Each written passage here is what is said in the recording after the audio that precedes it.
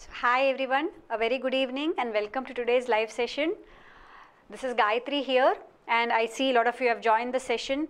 Hi Vidya, hi Ellen Tamilan, hi Chinnu, hi Shri, Pramod, Debarshi, Yashaswini, Avanish, Rahul, Hemant. Good evening all of you. So welcome to today's session. As you all know, today the session that we are going to be doing is a part of the SSC CHSL refresher series that we have been organizing, and the section that we are going to be focusing today is the quantitative ability section.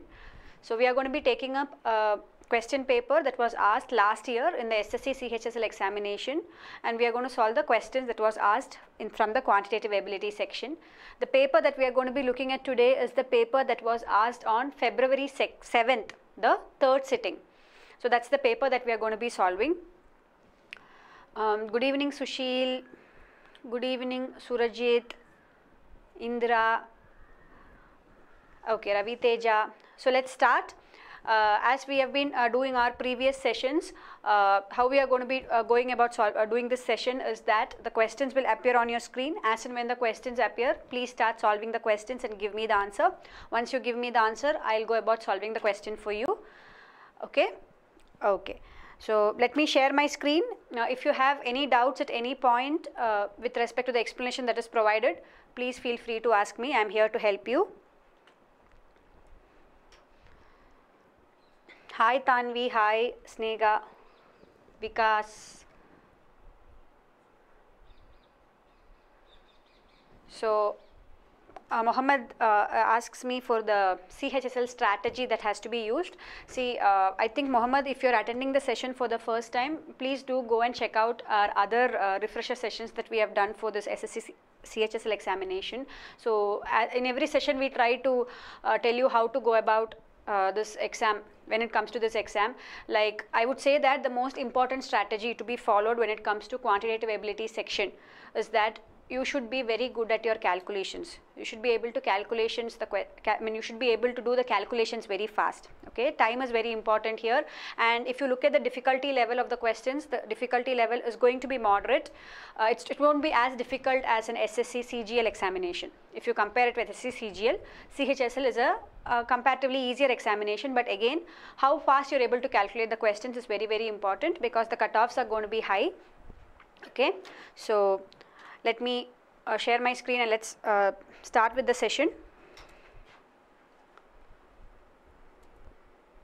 Okay, the first question is there on your screen. So the first question is on trigonometry, a very easy one. Again, a question which you should be able to give me the answer in less than 2 seconds. What is tan 45 plus cosec 30? So what is tan 45? See, when it comes to trigonometry, learn these very well. What is tan 45, cos 45, right? Some of these important angles that you should know. So tan 45 like 30, 45, 60, 90, okay? And the values of sine, cos, tan, etc. for these angles is very, very important. So what is tan 45? Tan 45 is 1. Now you have to find what is cosec 30. You know what is sine 30, right? Sine 30 is equal to 1 by 2. Now what is cosec 30? Cosec 30 is just the reverse of that, correct? That is 2. So what is tan 45 plus cosec 30? That is going to be 1 plus 2, that is equal to 3. Yes. So the first person to give me the answer was Sandeep Singh and Ayushi. Very good. Yes, now again I've got more answers. Sneha, Vikas, Swapna, Tanvi, Santosh, etc. Okay, so the answer for this question is 3, that is option 4. A mark scoring question, a very, very easy one. Let's look at the next question. Next question is there on your screen. A wholesaler sells a watch to a retailer at a gain of 20% and the retailer sells it to the customer at a loss of 10%. If the customer pays rupees 874.8, what had it cost the wholesaler? So this question is on profit and loss.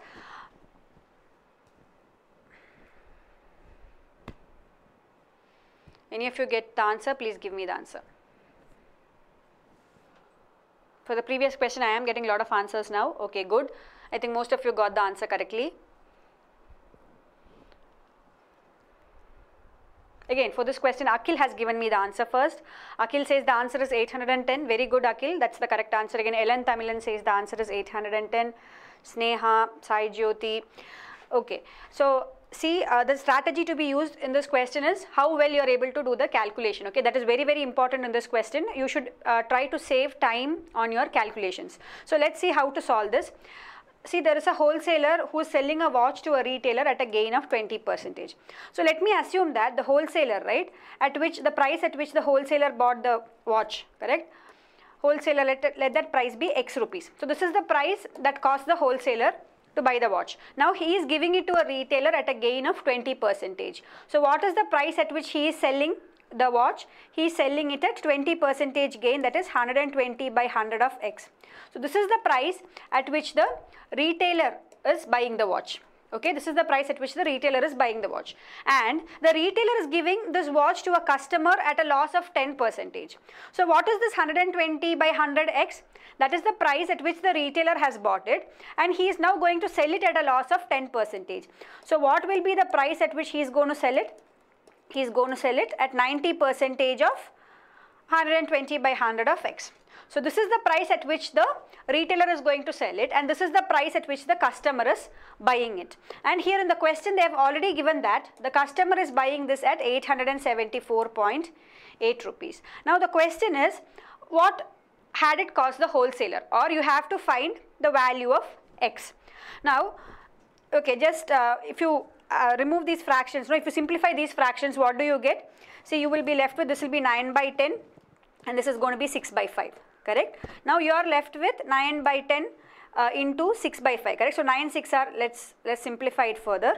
So, I get 54 by 50x, correct? That is equal to 874.8, and I have to find the value of x, or I can say x is equal to 874.8 into 50 by 54.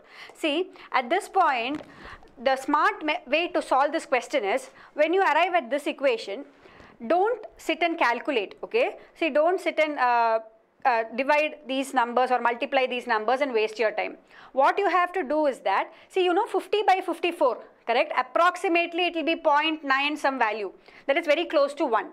So, you have to multiply 874 into that to get the answer, correct? See, you know 50 by 54 is somewhere near 0.95 or 0.92, something like that. So, 874 into that value should be a value which is close to 800. Correct? Look at the options here. See, when you look at the options directly, you can rule out option 1 and option 3. Because here, see, 874 into 0.9 something can never be greater than 900, correct? It has to be less than 874 for sure. So, you can omit these two options directly. They are not true. Now, next look at these two options. Again, when you look at these two options, 675. Again, even if you find 0.9 of 874.8, that will definitely be greater than 700. It cannot be less than that. So, when you, by looking at the options itself, you can see this is the only close option. So, you have to go with option 2. Okay? By looking at the options, you can very easily arrive at option 2. I hope it is clear. So, the strategy to be used in this question is not to waste your time with the calculations. Look at the options and try to get the answer. The options are given in such a way that you will be able to arrive at the answer fast. Okay. Hope it's clear. Let's go to the next question. Next question is there on your screen. Again, it's on trigonometry.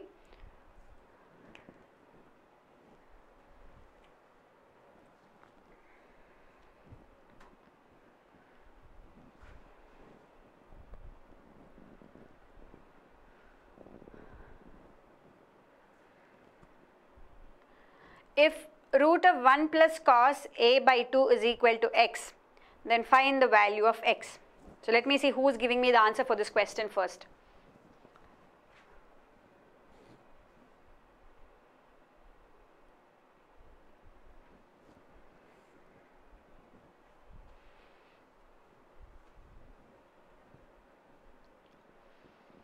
Ellen Tamilan has given me the answer for this question as option 4. Sushil says it's option 4. Okay. So, Ellen Tamilan gave me the answer first. Option 4, which is correct. Again, I am getting more answers. Ravi Teja, Ambar, Akhil. Akhil says it's option 3. Somebody says it's 1. No, it's option 4 is the correct answer. So let's go about solving this question. See, to solve this question, if you know what the double angle formula is, it will become very easy. See, the double angle formula in trigonometry is this: cos 2 theta is equal to cos square theta minus sin square theta, correct? Or you can rewrite it as this is nothing but cos square theta minus 1 minus cos square theta, or I can say this is 2 cos square theta minus 1. Okay, so now I know cos 2 theta is this. Now what I am going to do is I am going to replace this theta by a by 2. So if I do that, what do I get? I get cos a is equal to, that is theta, I am taking it as a by 2. So if I take this as a by 2, I get cos a is equal to 2 into cos squared of a by 2 minus 1. Or I can say, I am taking this 1 this side. See, why I am trying to do it this way is, if you see this cos 2 theta is cos square theta minus sin square theta, correct? But in the question, I have only cos terms. So that's why I am trying to bring everything into cos terms. So cos a plus 1 is equal to, I can say this is equal to 2 cos squared of a by 2, or again if you take the root, okay, bring this 2 this side, it will become cos a plus 1 by 2 is equal to cos square a by 2, or root of cos a plus 1 by 2, that is equal to cos of a by 2. Correct? I am just taking root on both sides. So this is what was given in the question, 1 plus cos a by 2. So what is x? X is cos of a by 2, that is option 4. Murali says it's cot of a by 2. No, please check, it is cos of a by 2. That is option 4. Yes, Sai Kishore, Ravi Kumar, Bharat, all of you have given me the correct answer. Good. Let's look at the next question. The next question is there on your screen. See, this is something that I always tell all of you when it comes to trigonometry. The more questions you practice, you will know which identity to use in the question, and you should have a very good understanding of the trigonometric identities, okay, and the formulas in trigonometrics, like these double angle formula. So if you are thorough with these formulas, solving these questions will become easier, because some of you do ask me a lot of time, how do I know how to go about solving this question? That comes only with practice. Ayushi is asking me again, see, a few questions in trigonometry you can solve by try to putting in values, like put in angles which you know, like cos 45, right, or 30. So if you put in these angles in the questions and put out these angles in the options as well, sometimes you might, it might speed up the calculations and you might get the answer faster. But there is a downside to that, that is there can be one or more options which will give you the same value. So in that case, that method won't work. So that you have to keep in mind.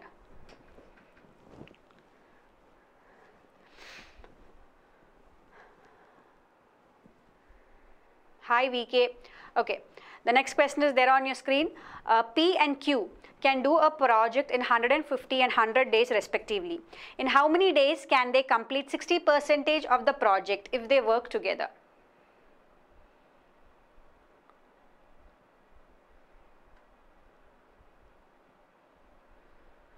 Ellen Tamlin has given me the answer already. Very good. So see, whoever gives me the answer first, I am going to try and read out their name in today's session. Okay. Again, Suresh Rana says it's 4. Karthikeyan says it's 4. Okay. Again, Ravi Teja says it's 36 days. Let's see. Fairly easy question from time and work. See, you can do it in 2 ways. You can either use the LCM method or the normal method to solve this question. See, I'll solve it in both ways and show it to you, and I leave it to you as to decide which method you want to use. Okay. Now, see, P can do a work in 150 days. So, in 1 day, how much work will P do? P will do 1 by 150th of the work. Similarly, in 1 day, Q will do 1 by 100th of the work. Now put together, how much work will they do in a day? 1 by 150 plus 1 by 100. So here LCM of 150 and 100 is 3, or so you can write it as divided, LCM of 150 and 100 is 300, correct? So 300, so you can write it as 2 plus 3, correct? 2 plus 3, yeah, that is 5 by 300 or 1 by 60. So in one day they are finishing 1 by 60th of the work, or the full work, right? They will finish, if they are working together, they will finish the full work in 60 days. Now the question is, how long will they take to complete 60% of the project? So see, generally in time and work we always consider that the whole work is taken as 1. Correct? So this whole work, if they are finishing in 60 days, in how many days will they finish 0.6 of the work? That's what they are asking, correct? So you just cross multiply and you get 60 into 0.6, correct? They will finish it in 36 days. That's your answer. So this is one way of solving the question. Now some of you would be comfortable to use the LCM method. That is also equally easy to solve. So according to the LCM method, how do we solve? So you have P and Q and they are able to do a project in 150 and 100 days respectively. Now what is the LCM of 150 and 100? LCM of 150 and 100 we just discussed, it's 300. So if this is 300, now what can I say? In one day, right, how much work will P do, or how many units of work will P do? P will do 300 by 150, correct? Or P will do 2 units of work in a day. Similarly, how many units of work will Q do in a day? He will do 300 by 100 or 3 units of work in a day. So put together both of them in a day, they will do 5 units of work. So in a day P and Q will do 5 units of work. So in how many days will they finish 300 units of work? They will finish 300 units of work in 300 by 5 or in 60 days. Okay, same concept, same way. So if they are finishing 300 units in 60 days, 60% of 300 is how much? That is 180 units, correct? So if 300 units they are able to finish in 60 days, 180 units in how many days will they finish? They will finish it in 180 by 5, or that is again 36 days. Same concept, okay, a different method. Okay, yeah. So a lot of you have given me the correct answer. Chandra Neeraj, I think he just joined the session. Ayushi, so you are asking me for questions on capacity, correct? You are asking me to take up questions on capacity based on time and work. Right now this is an CHSL session where we are solving a full-length paper. So please post in your queries in the forum and I will definitely take it up for you and I will help you out with those questions.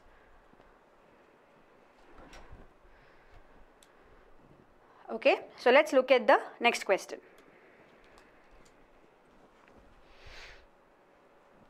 The next question is there on your screen.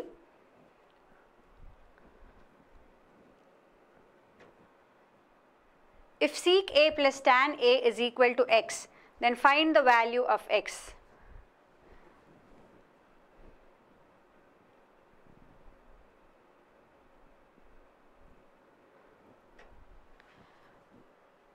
So someone says they are not able to view the live session. So if you are not able to view it, please, you can also view it in our YouTube channel. Just go to TalentSprint Banking Careers and you can view the session there as well. Again, Chinnu has given me the answer for this question first. Very good, that is option 2. Okay, let me check if it is correct. She has given me the answer first. I am not sure if it is option 2.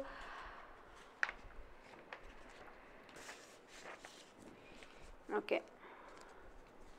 Chinnu says it's option 2. Let's see what others say and then we'll go about solving.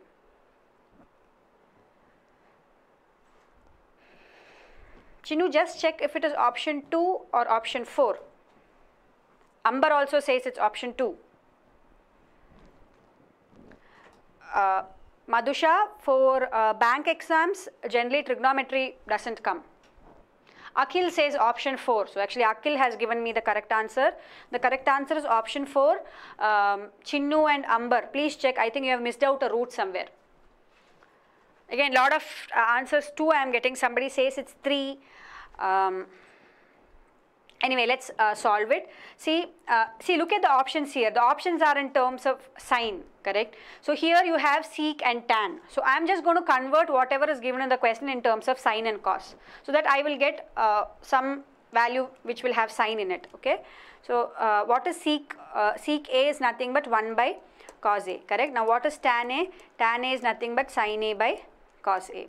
Now how can I write it? I can write this as 1 plus sine A by cos A.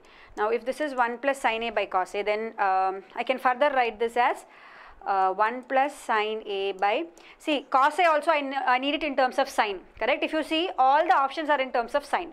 So how am I going to convert cos in terms of sine? See, this cos A, I can also write it as root of cos squared A, correct? Root of cos squared A is nothing but cos A.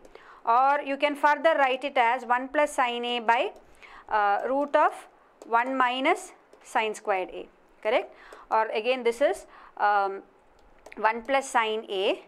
Again 1 plus sine A, I can write it as root of 1 plus sine A into root of 1 plus sine A, correct? See, root of 1 plus sine A into root of 1 plus sine A is nothing but 1 plus sine A. I am just rewriting it in a different way, that's all. Now, what is root of 1 minus sine squared A? I can write it as root of 1 minus sine squared A is 1 plus sine A into 1 minus sine A. So, I am just taking the root separately. So, I am left with 1 plus sine A into root of 1 minus sine A. Now, what will get cancelled here? These two gets cancelled. So, I am left with root of 1 plus sine A divided by root of 1 minus sine A. Now, which is the option that has this value? That is option 4. Okay. So, the correct answer for this question is option 4. See, you needn't write it in so much detailed steps that as I have done, okay, since I am explaining it to you, I am writing so many steps. So, once you reach this step, directly you can see root of 1 minus sine squared A, you can write it as root of 1 plus sine A into root of 1 minus sine A. Immediately you can do it, you can do a mental calculation and see that this is going to be the answer, okay. So, the correct answer for this question is option 4. So, those of you who gave me the answer as option 2, I hope it is clear now, but a good try. Some of you gave me the answers first, but I think you all made a small mistake. You missed out the root part there. Chinnu and I forgot the other person's name. Okay, hope it's clear now. Again, Rishabh says it's 3, Santosh, Laishram. I hope it's clear to all of you now. So, let's move on to the next question. The next question is on mensuration. A cone of height 12 centimeter and diameter 10 centimeter is mounted on a hemisphere of the same diameter. What is the volume of the solid thus formed?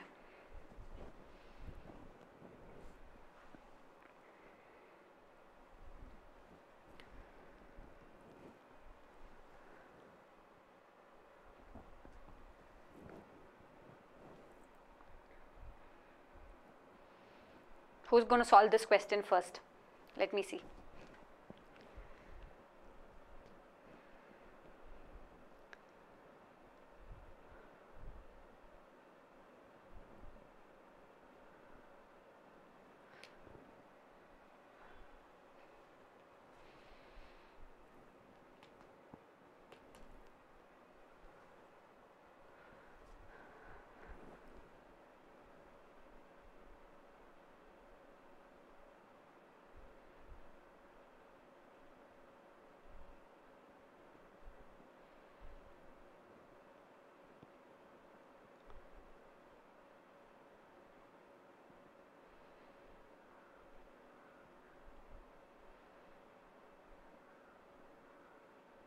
I think it's more, okay.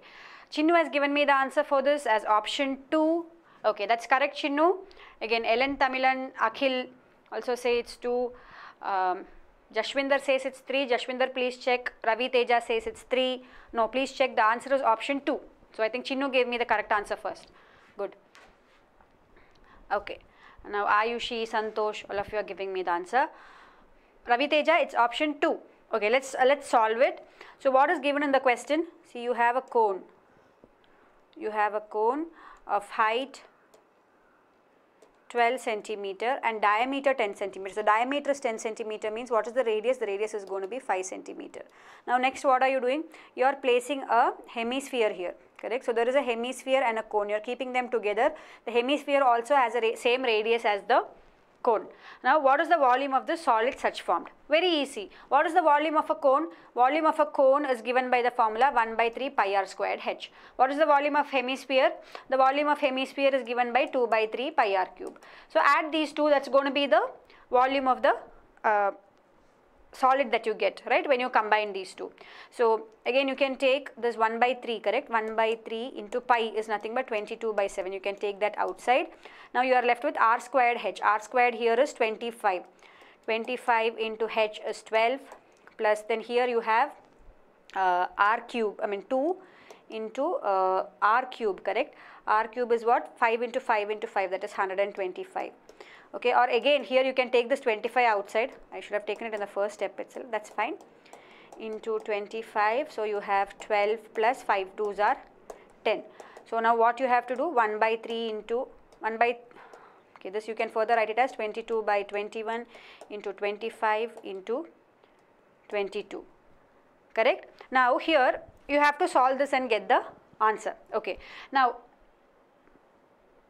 again, see, the main thing to solve about this question is that, see, the question is very, very easy, and you just have to put in the formulas, right? You just have to put in the formulas and get the answer. But the important thing that you have to note is here is that how you go about solving the question, or how you go about the calculations. See, again, as I always say, for a few questions, it's better not to do the exact calculations and waste your time. See here, what is 25 into 22? See, 25 into 20, you know what, 25 into 2 is 50, so 25 into 20 is 500, so 25 into 22 is 550, correct. So we know this answer. Now what is 22 by 21? 22 by 21 is 1 point some value, correct. So the answer that you are going to get is 550 into 1 point some value, okay, let's say approximately 1, that is, that much you know. Now look at the options that you have. See, one option is 384, definitely not an option. 192, definitely no, definitely no. So the only option that you are left with is option 2, okay. So the correct answer for this question is option 2. See, do not waste your time doing these calculations, they are just time consuming and a waste of time, okay. Once you arrive at this step, you know the value of 25 into 22, that is 550. Now just see 550 into 1 point some number, that's what should be your answer. When you look at the options, the only feasible option is 576.19. Okay. Now somebody is asking me, how do I take 22 by 7? See, the value of pi is taken as 22 by 7. Okay. Yeah. Let's look at the next question. So Spandana tells me that she is very weak in quants, and can you suggest a way to improve? So Spandana, I would suggest that practice a lot of questions in quants and do take up all the daily tests that is given to you, okay. So that will definitely help you improve your calculations, and there are some speed max tests that we provide daily to you, right. So do take up all those tests, that will definitely help you boost your score in quant. Okay, the next question is there on your screen. The length of a diagonal of a rectangle is 26 centimeter and that of one side is 10 centimeter. What is the area of the rectangle? So Ellen Tamilan has given the answer for this question first. Ellen Tamilan says the answer is option 4. Again, Anshul says the answer is option 4. Yes, both of you, that's correct. I'm getting more answers now. Akhil, Suresh, Ayushi, Santosh. Okay, so Ellen Tamilan and Anshul gave me the answer first. So let us see. See what is given. Very easy question, right? You have a rectangle and the diagonal of the rectangle is 26 centimeter and that of one side is 10 centimeter. What is the area of the rectangle?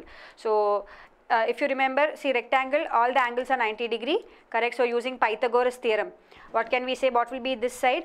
This side, or the breadth of the rectangle, will be equal to root of 26 squared minus 10 squared, or that is equal to 26 squared is 676, correct? 676 minus 100, that's going to be 576. So what is root of 576? That is 24. So this side is 24 and this side is 10. Actually, okay, so actually this should have been the length and this should have been the breadth, but in the question they have given this side as 10. Fine, whatever. One side is 24, one side is 10. So the area is going to be 24 into 10, that is 240. That is option 4.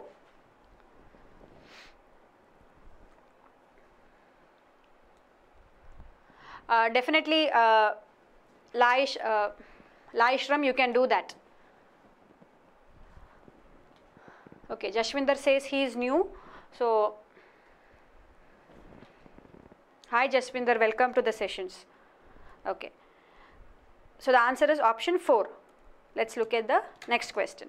See, if you have been attending the previous sessions, right, on quantitative ability, again a thing that you note among all the papers is that the type of questions are very similar, only the numbers are different.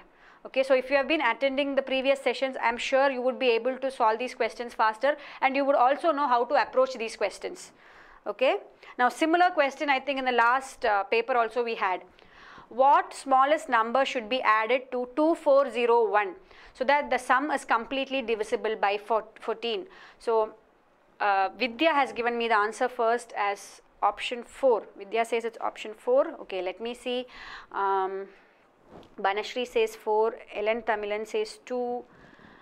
Yeah, Akhil says 2. Chinnu also says 2. Yes, the correct answer is what Ellen Tamilan and Akhil and Chinnu have given. That is option 2.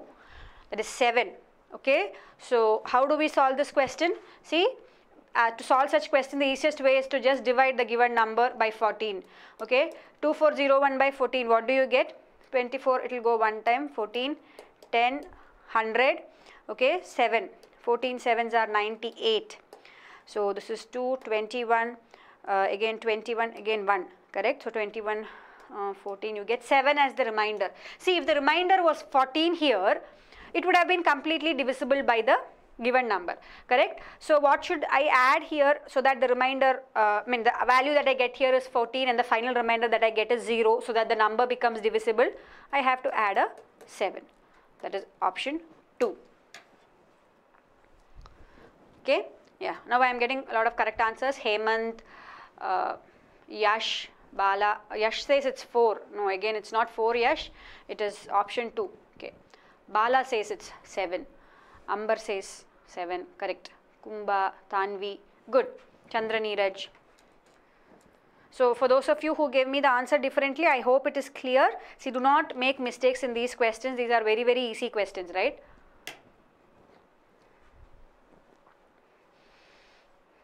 Okay.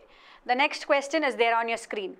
If a merchant offers a discount of 25% on the list price, then he makes a loss of 5%. What percentage profit or percentage loss will he make if he sells at a discount of 10%?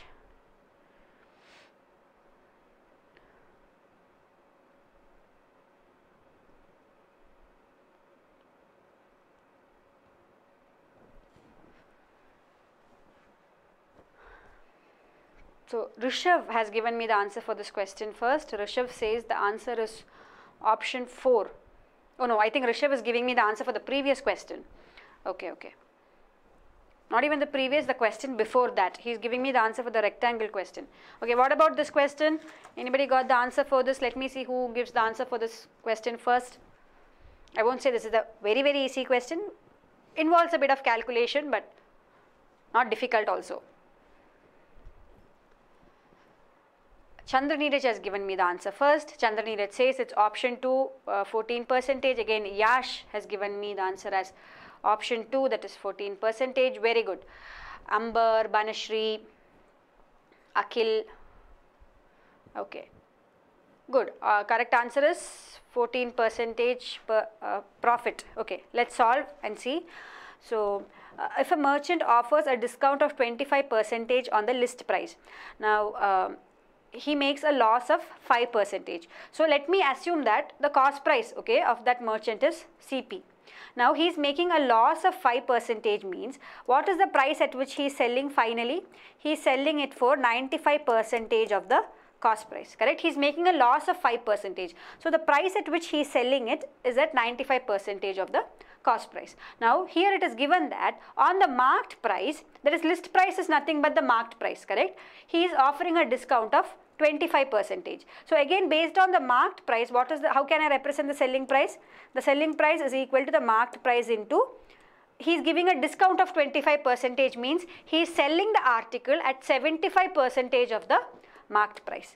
Okay, so this is the price at which he is selling the article. So basically the selling price in terms of the cost price, I can write it like this. In terms of the list price or in terms of the marked price, I can write it like this. Now let me equate these two. what do I get? See, cost price into 95 by 100 is equal to the marked price into 75 by 100.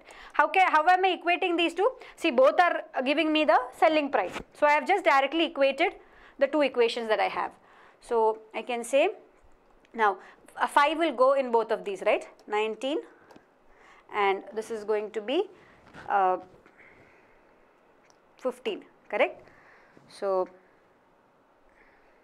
that is the relationship between the cost price and the marked price. Okay, so I can say that the cost price divided by the marked price, that is equal to 15 by 19. So let me keep this aside here. Now next, what are they telling me? They are telling me that what percentage profit or loss will he make if he sells at a discount of 10%. So now what is his new selling price? His new selling price is, in the marked price, he is now giving a discount of 10%, or he is selling it at 90% of the marked price. Now the question is, when he does this, what is his profit or loss in terms of the cost price? We have to find this x and say whether it is a profit or a loss for him.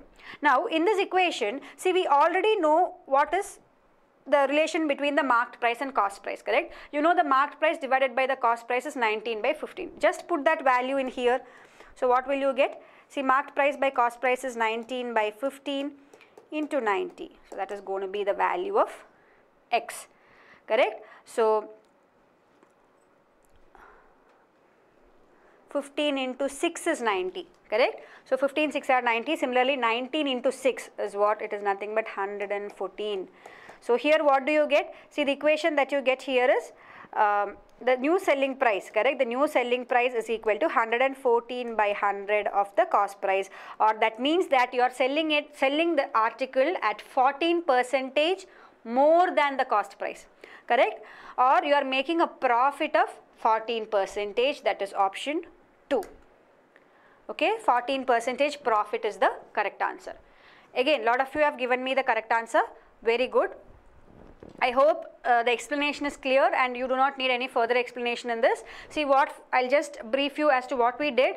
We try to represent the cost price and the marked price, correct, in terms of the selling price. So basically, we found out the selling price in terms of the cost price. We found out the selling price in terms of the marked price. We equated those and found the relationship between the cost price and marked price. So we kept that aside. Now, what we know is that the person now is selling the article at a discount of 10% with respect to the marked price. So this is his new selling price. So we have to find out what is the profit or loss he makes in terms of the cost price when he sells it at this new selling price. So we just equated that and found that out. So the answer is 14% profit. So let's look at the next question. The next question is there on your screen. Again, a similar type of question was repeated in the previous paper that we did. P of 3, 1 and R, P 3, 1. Point P is coordinate is 3, 1 and R coordinate is minus 7, 5 are vertices of a rhombus PQRS. What is the equation of the diagonal QS?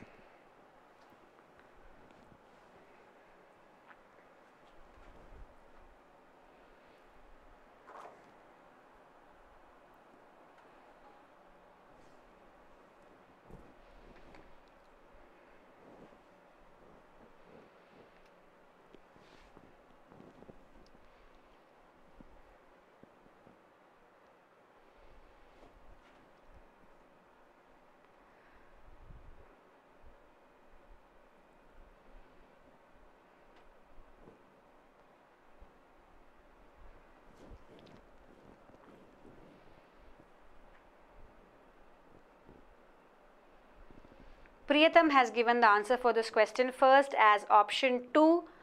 Okay, what about others?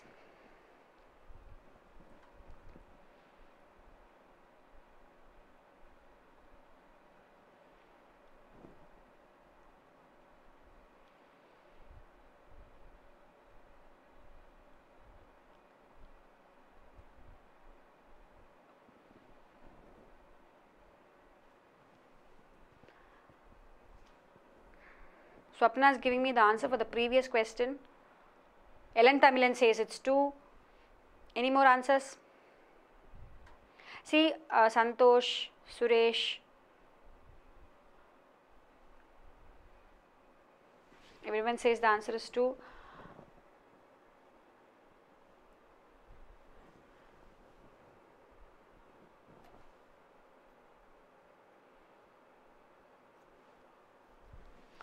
Okay, Yash says 2.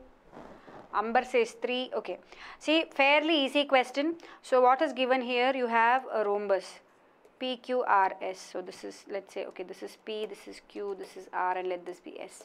So if you have a rhombus like this, these are the diagonals of the rhombus. Again, to solve this question, if you know this one property of rhombus, it becomes very easy to solve.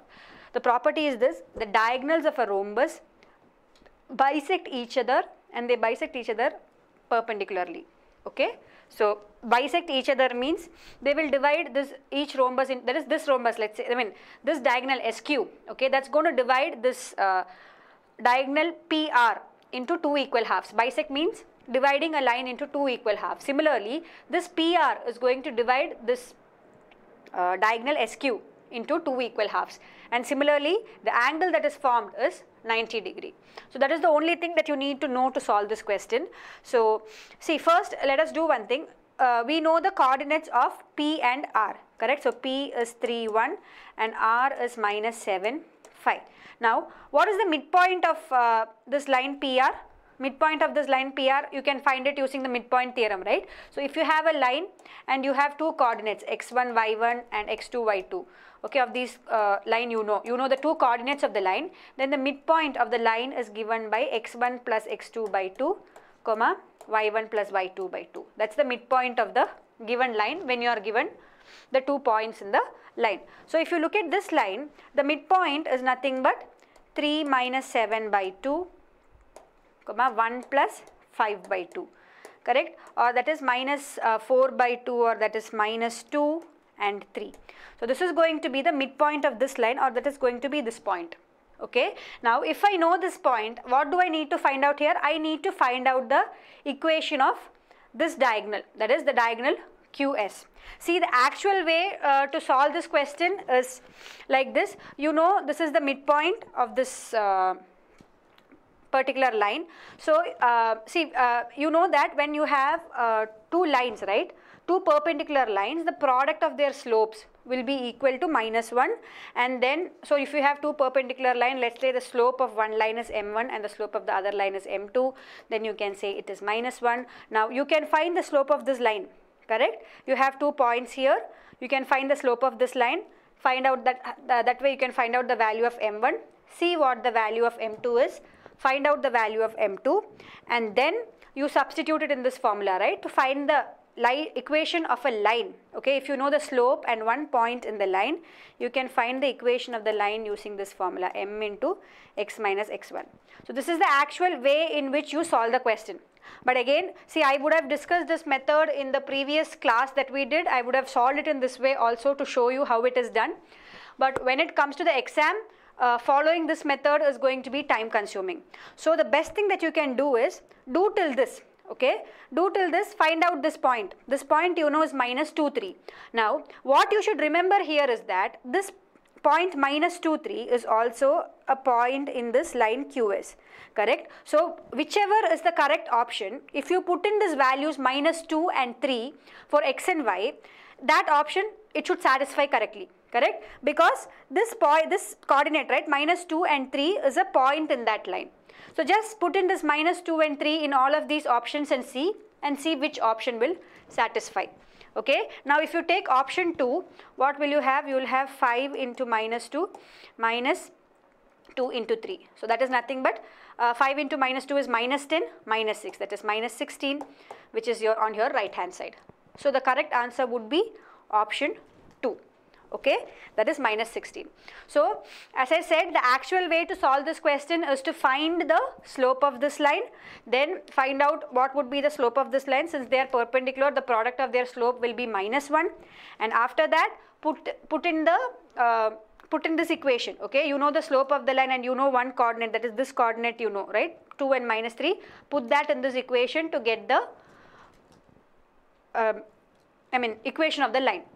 But since this is very time consuming, what I suggest is find out the midpoint of this line, and this midpoint is also a point in this diagonal QS. Put in this midpoint coordinate in all these options and see which option satisfies.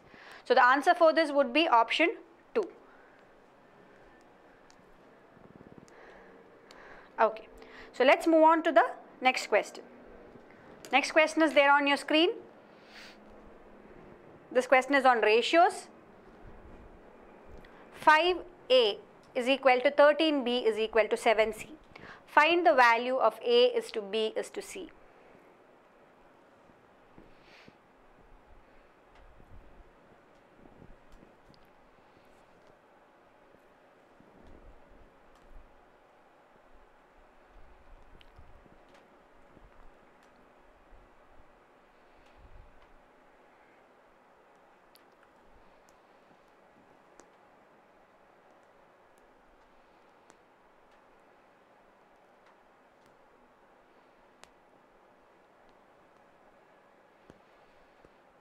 Chinnu has given me the answer for this question first. Chinnu says the correct answer is option 1. Priyatam says it's option 2. I think Chinnu is correct, so let's see. Here Ashraf says it's option 2 and Ravi Teja says it's option 1. Okay, I think option 1 is the correct answer. Anyway, let's check. Again, some of you are giving me different answers. Some of you say it's 3. But again, a lot of answers are 1. Good. So again, very, very easy question on ratios. So what is given here? 5a is equal to 13b, correct? Or I can say a by b is equal to 13 by 5. Similarly, 13b is equal to 7c. Now I can say b by c is equal to 7 by 13. Now see, whenever I have to combine two ratios, okay, see what is the common term here? The common term here is b. So whenever you have to combine two ratios, what you should remember is that the value of the common term should be the same. But here if you see, b's value is 5, here it is 7. So what do? We take the LCM. We take the LCM of 7 and 5. LCM of 7 and 5 is 35. So what do I do here? So to make the value of b same in both the ratios, I am trying to do this. So if this has to be 35, what should I do? I should multiply this by 7. Similarly, I multiply the numerator also by 7. Similarly, if this has to be 35, I multiply this by 5. The denominator also I multiply it by 5. So now the ratios become, this is 13 into 7, that is 91 by 35, and this is 35 divided by 65. Now I can combine these two ratios, right? Or I can say a is to b is to c is equal to 91 is to 35 is to 65. That is option 1.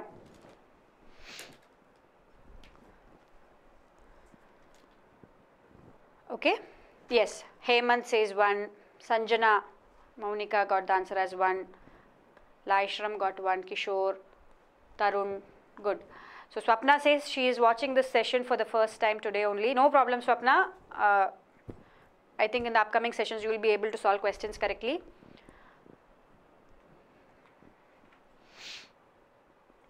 Okay, so let's move on to the next question. Fairly simple question, and we have seen similar question repeating in many of these papers that was held last year. Okay, this is a very good question, and let me see who gives the answer for this question fast. Okay, and this is a very good question. I won't say it's a very easy one. So let me see who is able to crack it first. To travel 708 kilometers, an express train takes 6 hours more than Rajdhani train. If, however, the speed of the express train is doubled, it takes 3 hours less than Rajdhani train. What is the speed of the Rajdhani train?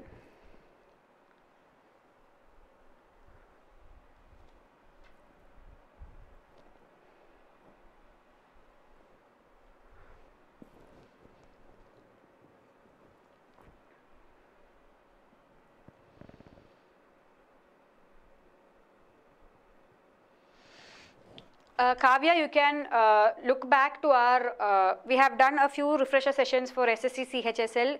You can look back to those sessions in our YouTube channel, and if you subscribe to our channel, you would get notifications as to when the live sessions happen. the details will be put up in the channel as well.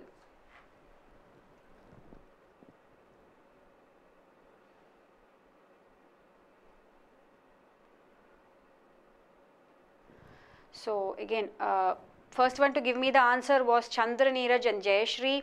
So Chandra Neeraj says the answer is option 2 and Jayashree says the answer is option 1. In between, Amit gives me the answer as again 2. So Jayashree has corrected and she says the answer is 59. That is 1 is 59. Correct. Okay. Suresh says 2. Okay. So I think the correct answer is what Jayashree has given, that is option 1. Let's see. So here Banashri has given me the correct answer as option 1, 59. So see, this question is actually, it is a question wherein you will have two unknowns and equations to solve. It generally consumes a lot of time if you do it in the normal way. So I am going to try and solve this question in a smart way so that you are able to arrive at the answer faster. See, actually, let us assume, let me first tell you what is the actual way of solving the question. See, if you consider that the speed of the express, okay, let me assume that the speed of the express train is y kilometers per hour and the speed of the Rajdhani express, if it is x kilometers per hour, then according to the given information, what is given? The express train takes 6 more hours than the Rajdhani train, correct? Or I can say the time taken by the express, correct, is 6 hours more than the Rajdhani, or I can say 708 divided by y minus 708 divided by x, that is equal to 6. Similarly, you will have one more equation wherein now they have said that the speed of this express train is doubled. So what is the new speed of this express train now? It is nothing but 2y, correct? So the second equation that you get will be 708 minus x by 708 by 2y is equal to 3. So basically you have to solve these two equations, find the value of x and y. Okay, see, it's not very difficult, but it's a time consuming process. So let's not use this method to solve this question. Let's look at an alternate method wherein we are able to arrive at the answer faster. Okay, now how I am going to solve this question is, first let me take the case of the express train. Now what is happening for the express train? See, to travel 708 kilometers, an express train takes 6 hours more than the Rajdhani train. Now first I am assuming that the express train is traveling at a speed of x kilometers per hour and it is taking y hours to travel.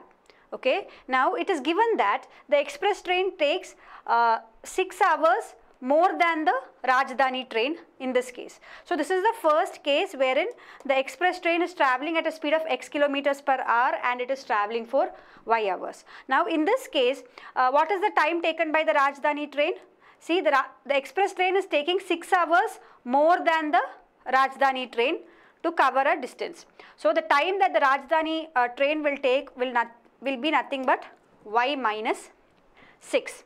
Okay, now what are they telling? Now there is a second case. What is happening in the second case? The speed of the express train is doubled. So now what is the current speed of the express train? It has become 2x, correct? 2x kilometers per hour. Now what are they saying? When the speed of this express train has become 2x kilometer per hour, it takes 3 hours less than the Rajdhani train. So if the Rajdhani train takes y minus 6 hours, now the express train is taking how much time? Y minus 6 minus 3. That is 3 hours less than the Rajdhani, or it is only taking y minus 9 hours to cover that distance now. And I hope it is clear what I have done. See, earlier case the express train was traveling with a speed of x kilometer per hour and it was taking y hours. In that case, the Rajdhani train was taking only y minus 6 hours. Now, the express train is traveling at double the speed and the time taken by the express train is 3 hours less than the Rajdhani train. So, that's how I have got y minus 9 here. What we should remember here is that the speed the distance that is covered by the express train in both these cases is the same, correct? So what is the distance covered by the express train here? It is nothing but xy. We know that is equal to 708, but that 708 is nothing but x into y.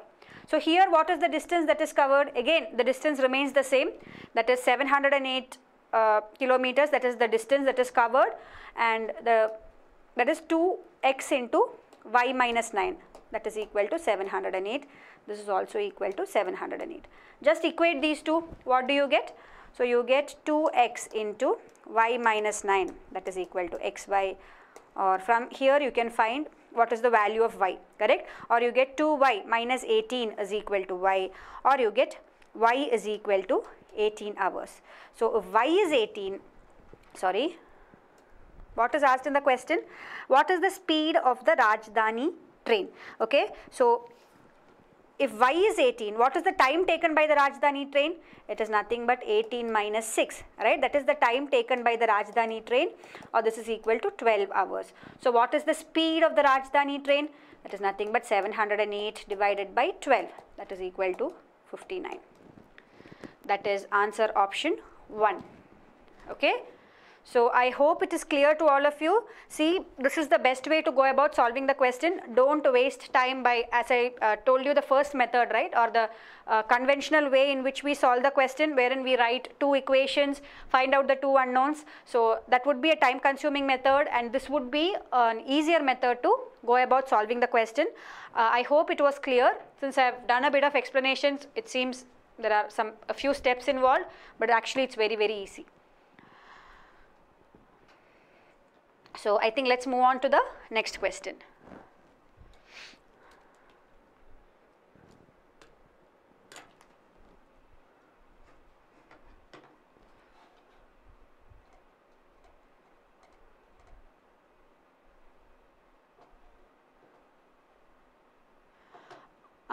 Preet, I will definitely put in a word to the team about this, and we will get it updated in the events calendar for you as soon as possible. Okay, and we do have some sessions happening on YouTube. If you would like to join that, definitely join that. It happens every day at 4 p.m. for SBI clerks. Regarding the refresher sessions, we will update it very soon in the forum. I mean in the events calendar. Okay, so let's look at the next question. The next question is there on your screen. So let me see who gives me the answer for this question.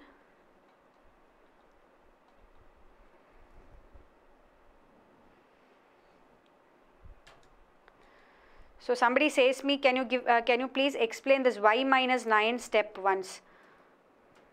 Oh, sorry, I think I skipped a few questions in between. Sorry about that. See, y minus 9, how I got was, express train is traveling for y hours. So Rajdhani train is traveling for y minus 6 hours, correct? Because Rajdhani train travels 6 hours less than the express train.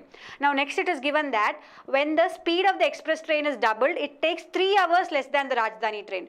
So that is y minus 6 minus 3. So that's how it is y minus 9. Okay. So the next question is there on your screen. Okay, but I've got answers for this question again. Who gave me the answer first? Kumbha Murali has given me the answer first, I think. As 45, then Yash. No, Anushul. Anushul has given me the answer first for this question. Anushul and Kumbha Murali, Banashri, Santosh, Hemant. Okay, Anushul. Okay, you say the answer is option 2. Let's see. So what is the question? Find the measure of the central angle of the arc whose length is 22 centimeter and radius of the circle is 28 centimeter. Kavya, please, you can always refer to the archives, okay, if you want to re-see the explanations once again. Okay, so what is asked here? You have to find the length of the arc, okay. Generally, to find the length of the arc, you have a formula, right? Length of the arc is given by theta divided by 360 into 2 pi r, where theta is the angle that is formed by the arc. So here you have to find out the value of theta. Now what is given? The length of the arc is given as 22. So theta by 360 into 2 pi r is 22. So theta is equal to 360 into 22 divided by 2 into pi. Pi you can take it as 22 by 7 into r. Here what is r? R is 28. So solve for this and you will get the answer. So 360 divided by 8, that is 45 degrees is your answer. Yes, option 2. Okay, I think a lot of you have given me the answer correctly for this question. Anup says it's 90. No, Anup, please check. The correct answer would be 45. Again, Priyatam, Bhanupriya, Ajit, Nilab, Ashish, Ashraf, all of you have given me the correct answer. Very good. Let's look at the next question. The area of an equilateral triangle is 9 root 3 square centimeter. Find its perimeter. Again, a fairly easy question. If you know the formula for the area of an equilateral triangle, it's very easy.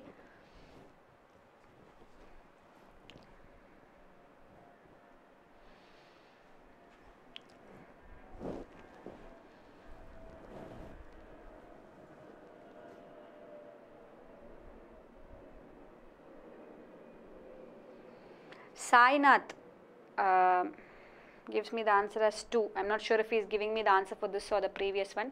Okay, Anup took it as diameter. No issues, Anup. I hope it's clear now. Tarun says 2, Prashant says 2, Priyatam says it's option 1. Okay. Okay, Priyatam, Ayushi, Kumbha, Murali, Banashri, Yasan, Jayashri, all of you are giving me the answer as option 1. So let's see, that is 18. I think that's correct. So see, what is the area of an equilateral triangle? It is nothing but root 3 a squared divided by 4.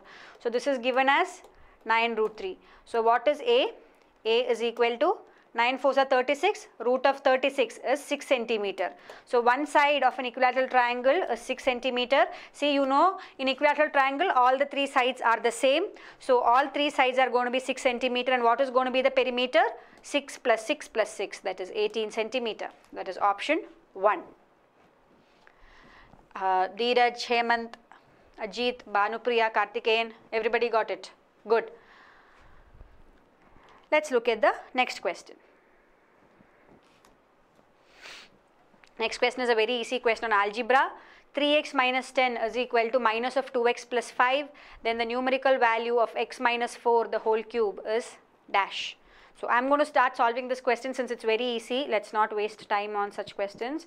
See, 3x minus 10 is equal to minus 2x minus 5, or I can say, if I take it this side, I get 5x is equal to 5, or x is equal to 1. So if x is equal to 1, 1 minus 4 the whole cube is equal to minus 3 the whole cube, that is minus 27. So the answer for that question will be option 4, that is 27. I think I solved before all of you, so I'm still getting answers for the previous question.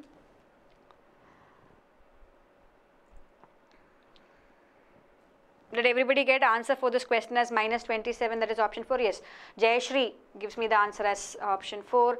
Priyatam, Banashri, who gave me first? Kartikeyan gave the answer first. Okay, Kartikeyan, Priyatam, Banashri, Preet, Dheeraj. Good. Let's look at the next question. The average revenues of 13 consecutive years of a company is 82 lakhs.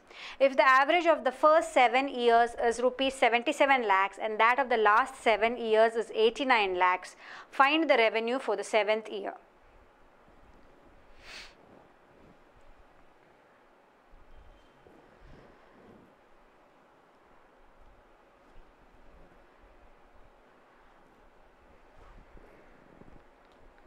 So this question, again, we have done a similar question in the previous paper as well. So the average revenues of 13 consecutive years is 82 lakhs. So what is the total revenue? The total revenue for the 13 years is nothing but 13 into 82 lakhs, correct? This is the total revenue.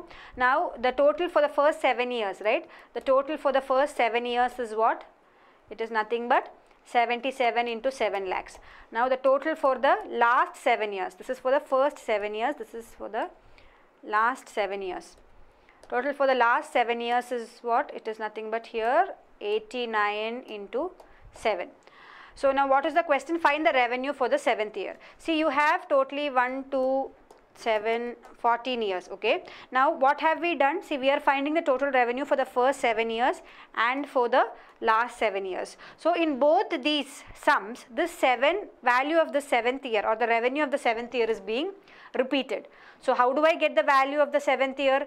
That is nothing but 77 into 7 plus 89 into 7 minus 13 into 82. This will give you the revenue of the 7th year.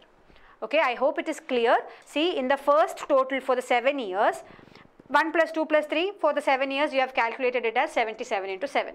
Now for the last 7 years, again when you calculate, this 7 is again included. Okay, so when you actually take the total revenue, it should be 13 into 82. But when you add these two, the revenue for the year 7 is being repeated twice. So, or it's being repeated. So you have to remove that, correct? If you remove that one value of revenue of 7, you will get this to be equal to 13 into 82, this sum. So what is the revenue for the year 7? Subtract these two, and when you do this, you get the answer as 96 lakhs. Okay, so 96 lakhs is the correct answer for this question, that is option 3.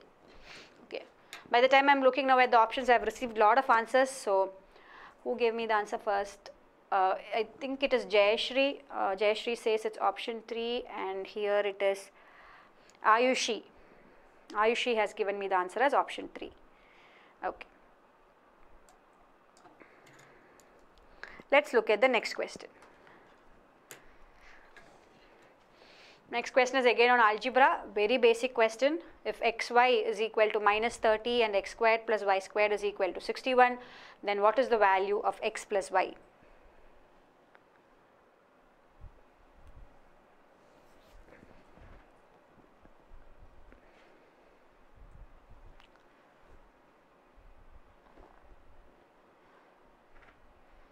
Very, very easy question. By now I should have got the answer for this.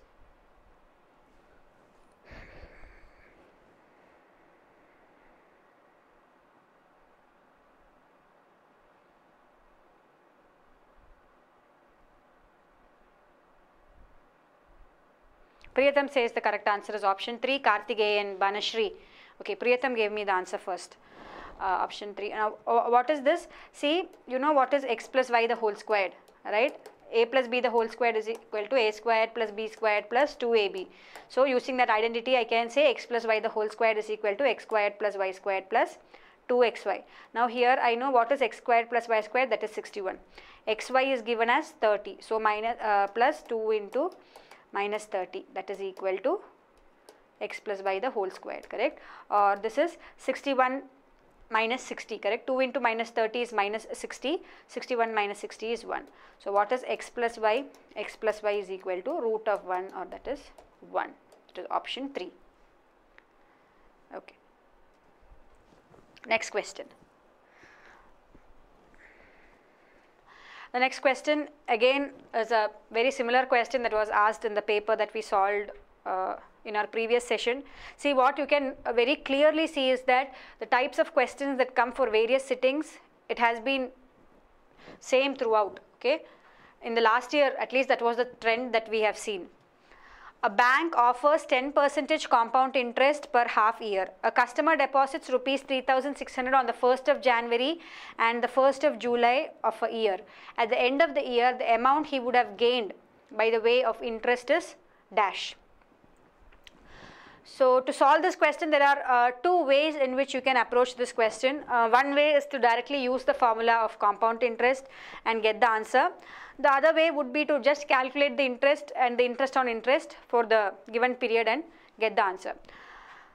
So I will do it in both ways for you. So see what is given here from 1st Jan, okay, to 1st July. So what is the amount? That is for a period of 6 months.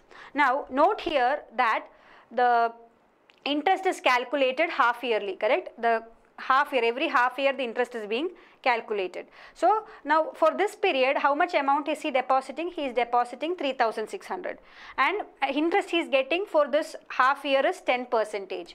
So what is the interest that he will get? 3,600 into 10 by 100, or he is getting 360 rupees as interest. Now if you consider the time period 1st July to the year end, that is 31st December. For this period, what is happening? See, he is depositing another 3,600 rupees, okay, plus this 3,600 rupees that he had deposited earlier, plus this interest, okay, 360 rupees that he has received. So this is what he is going to deposit for the next half year. That is the amount that is there with the bank now. Or 3,600 plus 3,600 is 7,200. Plus 360 is 7,560. So for this 6 months, the interest that is calculated is going to be calculated in this amount, 7,560. 7560. So what is the interest that he will get? 7560 into 10 by 100, or he is getting an interest of 756 rupees. So what will be the final sum that he would get at the end of the year? He will get 7560 plus 756, correct? Or he is getting 8316 rupees at the end of the year. Okay, I hope it is clear. See what has happened. For the first 6 months, he had invested 3,600. He got 360 rupees as interest. Now, for the next 6 months, this 3,600 rupees plus this 360 rupees plus another 3,600 rupees he has invested. So, totally there is 7,560 rupees for which he is getting a interest for 10%. That is, he is getting 10% interest half yearly. So, the interest that he gets here is 756. So, now what is the final amount that he is getting? 8316. Now, what was the total amount that he had invested? See, he had invested 3,600 plus 3,600 rupees, correct? Or he had invested only 7,200 rupees. Now, so what was the interest, final interest that he got? 8316 minus 7200, or that is equal to 1116. So, that is the correct answer for this question, that is option 1. Okay, so this is one way of approaching the question. Now the other way is to directly go with the formula of compound interest. So if you find directly applying the formula of compound interest comfortable, you can do that. See how will you do it that way then? See, you have this 3,600 that he is depositing first on 1st January, and this amount is there for 2 cycles. Correct, that is, interest is gained on this amount for the first 6 months and then for the next 6 months also, because the interest here is calculated half yearly. So it will be 3,600 into 1 plus 10 by 100 the whole squared plus the next 3,600, correct, it is there only for 6 months. So the interest that he gets will be only for 1 cycle, correct. So if you solve this, the answer that you will get will be 8316. So this will be the final amount that he gets. Again, subtract this from 7200, you get the same answer. Okay, so I leave it to you which method to choose. Whichever is comfortable for you, you can choose. Okay, so let me see who gave me the answer first for this question. The answer is option 1.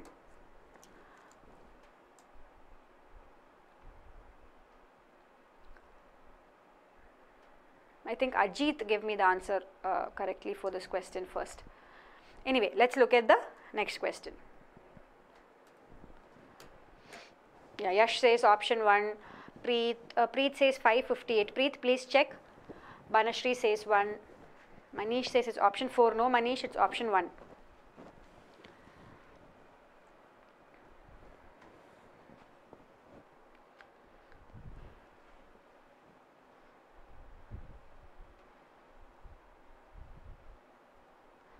Sai Jyoti is asking me, can I do it by effective percentage?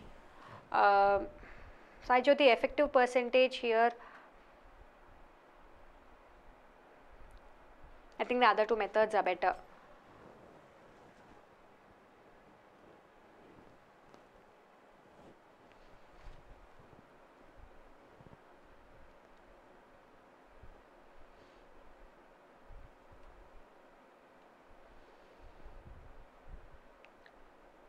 Okay, for this question, now who has given me the answer first? Chinnu has given me the answer first.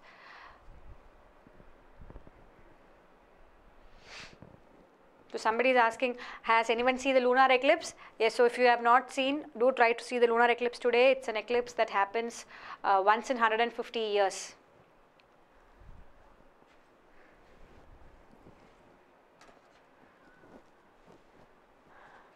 Okay, see, the easiest way to solve this question is like this. You have a number is greater than 5 times its reciprocal by 19 by 2. Find the number. So if the number is x, okay, a number is greater than 5 times its reciprocal. So what is given? X minus 5 by x is equal to 19 by 2. A number is greater than 5 times its reciprocal. Reciprocal of this number is 1 by x. If there is a number x, its reciprocal is 1 by x. So 5 times the reciprocal is 5 by x. So that's how I get this equation, x minus 5 by x is equal to 19 by 2. Now you have to find out what is x. See, if you actually go about solving this question, you will get a quadratic equation, correct? X squared minus 5 is equal to 19 by 2x, and then solving that is going to take a lot of time. Don't even try that. Directly put in the options and check. Put in the options and see which option satisfies. Okay, now if you actually put in the option 10, what will you get? You will get 10 minus 5 by 10, that is equal to 100 minus 5, that is 100 minus 5, 95 by 10. 95 by 10 is nothing but 19 by 2. So the answer is 3, that is 10. Okay, so somebody says, I don't I think, Rama, what you mean is you don't even know the basics.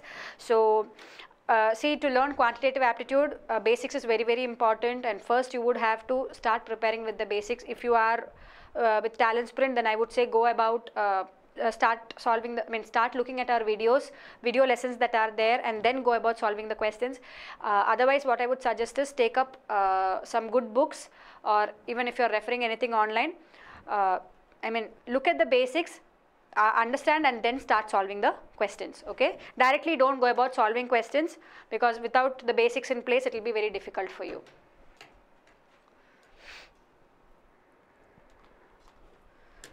Next question is there on your screen. An engineering student has to secure 36% marks to pass. He gets 53 and fails by 37 marks. Find the maximum marks.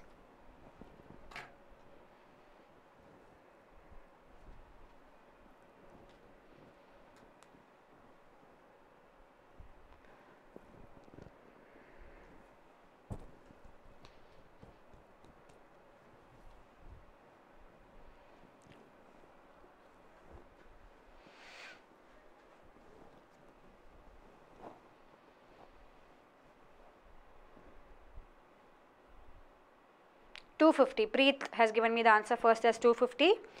See what is given. An engineering student has to secure 36% marks to pass. Now he is getting 53 and he fails by 37. So what does that mean? What is the mark that he should get to pass? He should have got 90 marks to pass. Correct? 53 plus 37, because he is lacking 37 marks to reach the pass mark. So he has to get 53 plus 37, or he has to get 90 marks to pass. Now what is this 90 marks? This 90 marks is nothing but 36%. Correct? This 90 marks represents 36%. So what is 100%? Cross multiply and get the answer. 90 into 100 by 36. That's all. Sorry. Yeah, 90 into 100 by 36. This will be 4, 10, 25. That is 250. So the total marks in the exam is going to be 250. That is option 2.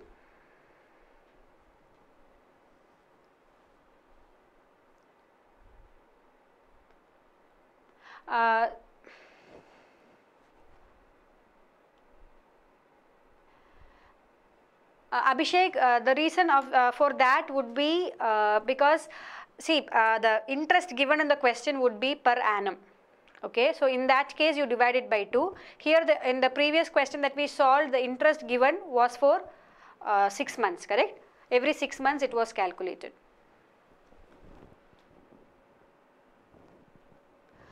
Rama, I would say that the best thing that you can do is to join somewhere where you can, where somebody is there to help you with the basics. So as I said, if you are a student of TalentSprint, you would have a complete set of video lessons that will be provided to you, where all the basics will be covered for you.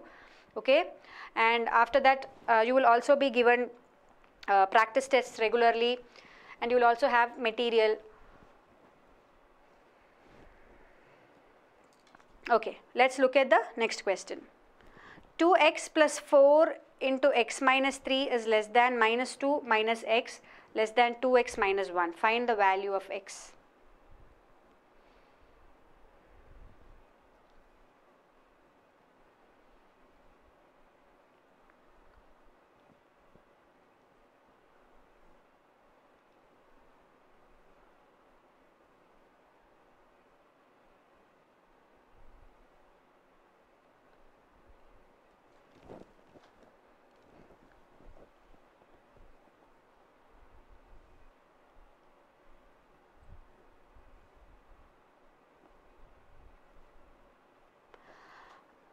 Who gave me the answer now?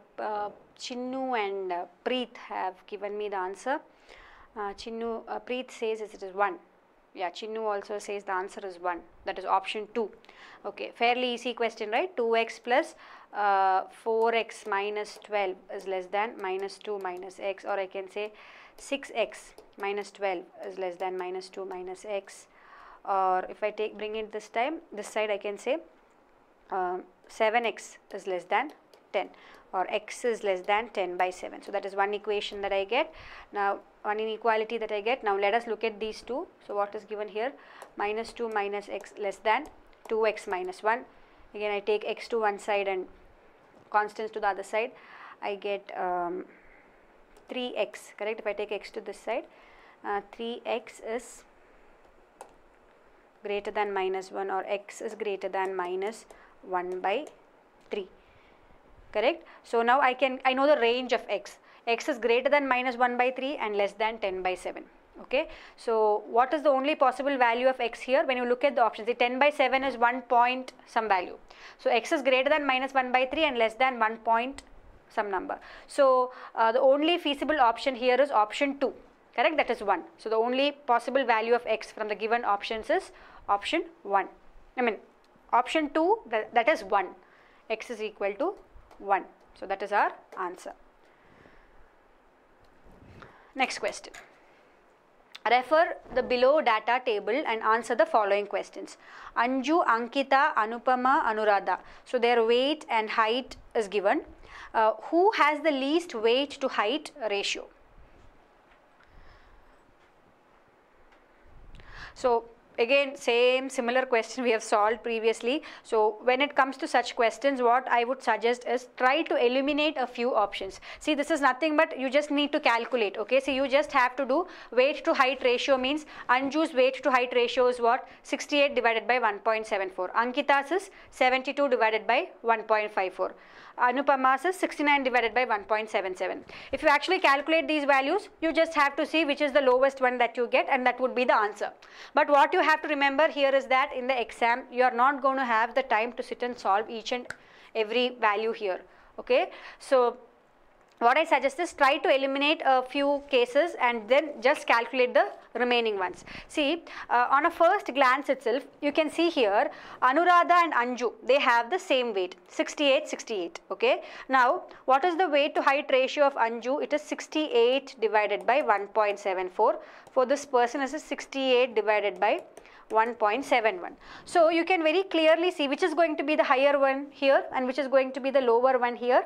See, definitely you know that the weight to height ratio of Anju, correct, that is going to be less than that of Anuradha, correct? 68 divided by 1.71, the answer would be higher because here the denominator is bigger. So directly you can eliminate this option. Okay, Anuradha is gone. Now next look at Ankita. Here if you look at Ankita, see Ankita is 72 divided by 1.54. Everybody else is 68, that is the numerator is higher and the denominator is also higher, correct? Here the numerator is somewhat similar but denominator is very less. So definitely you can say that if you look at Ankita also, her weight to height ratio is going to be high. Okay, so she will also definitely not have the least weight to height ratio. Now you are left with only two people, that is Anupama and Anju. So 68 divided by 1.74 and 68 divided by 1.71. So try to find out the value of these two alone and get the answer. So the correct answer that you get would be Anupama. Okay, so a lot of you are giving me the answer as 3. Anupama, yes, that is correct.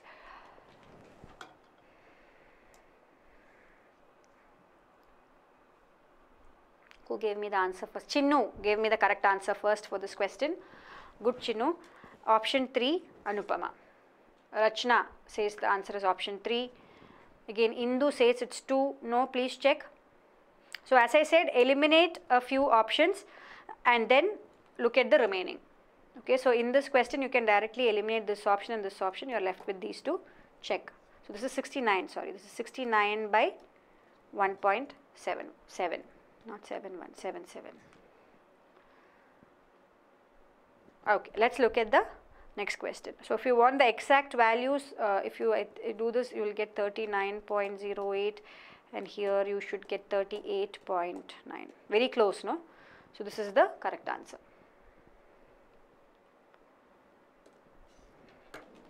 See, some of you are giving me the answer as Ankita.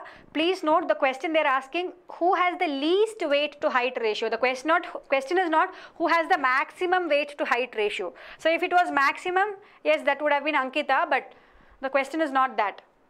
I think those of you who are giving me the answer as Ankita, that's the mistake that you are doing.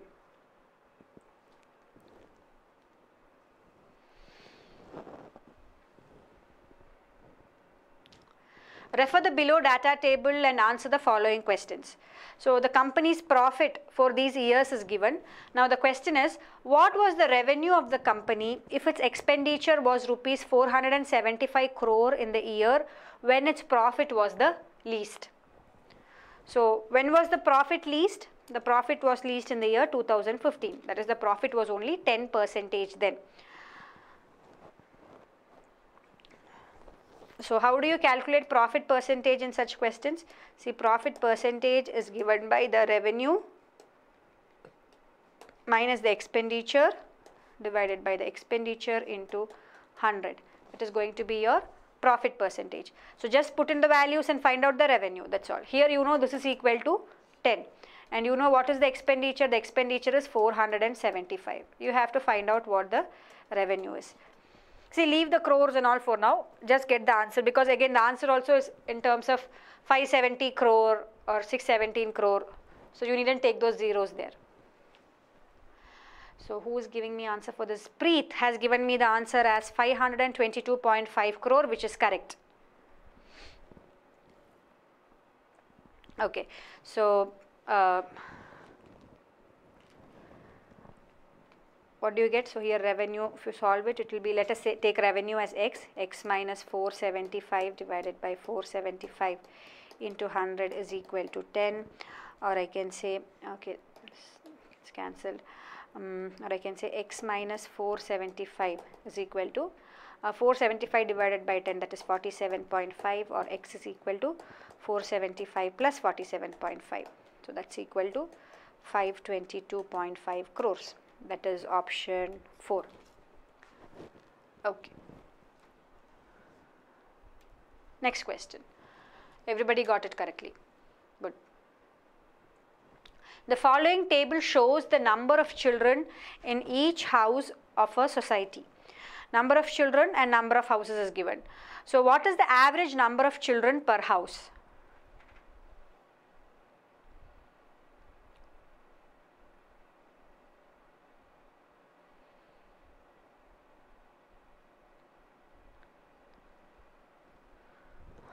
Raju and Anup are giving me the answer 4. I think that was for the previous question. So who is giving me the answer for this question first?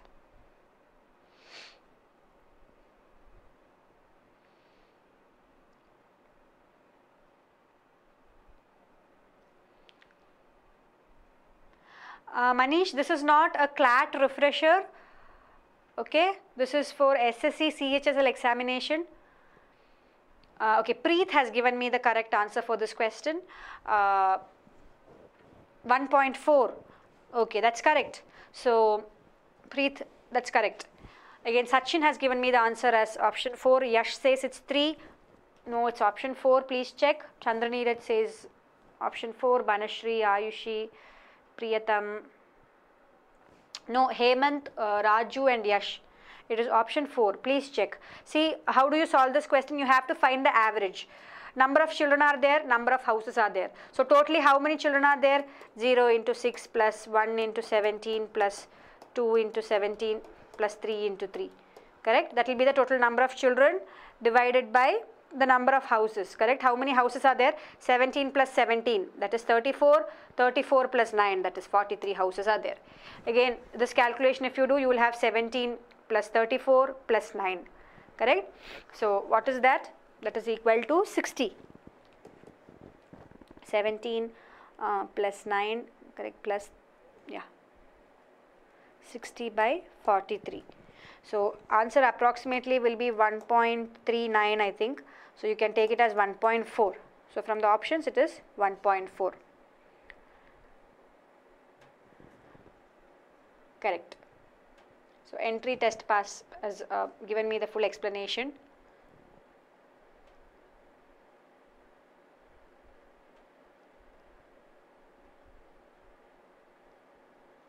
Okay, option 4, yes. A lot of you are giving me the correct answer. Good.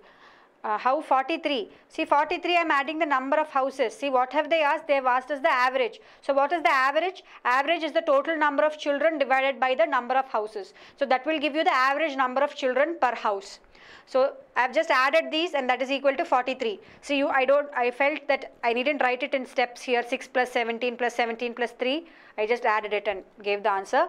And the total number of children will be 0 into 6 plus 1 into 17 plus 2 into 17 plus 3 into 3. That is 60.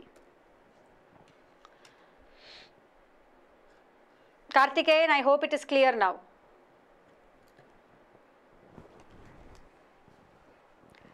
Total number of houses is 43. Next question. Read the below data table and answer the following questions. If the company had issued 6 lakh shares between its 5 partners, and if Anand offers to sell 15,000 shares to Dheeraj, then Dheeraj will have how many shares?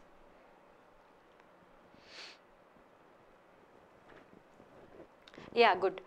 Okay, you got how we got the previous one. Very good. So solve this one and give me the answer. Chinnu has given me the answer first. I think Chinnu has given a lot of answers first this time. Chinnu says the answer is option 3. Yes, that is the correct answer. So again a very easy question. See what have they given, what have they said? Anand is selling 15,000 of his shares to Dheeraj. Now how much shares did Dheeraj have in the beginning? See Dheeraj has 15% of the shares. Now totally 6 lakh shares are issued, right? So out of the 6 lakh, Dheeraj's share is going to be 15%. So how much shares does Dheeraj has? Dheeraj has 90,000 shares. Okay, 15% of 6 lakhs, right? That is 90,000. So now what is Anand doing? He is giving another 15,000 shares to Dheeraj. So now what is Dheeraj going to have? This 90,000 plus this 15,000 which Anand gave, that is going to be 1,50,000. Correct? So that is the number of shares that Dheeraj is going to have. 105 followed by 3 zeros. That is option 3. Yes. So all of you got the answer correctly. Rachna, Tarun, Sai Jyoti, Mahender, Karthikeyan, Priyatam, Ayushi. Good. Indu. Very good.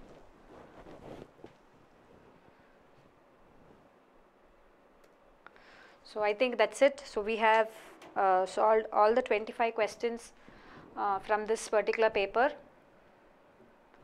Yes. Okay.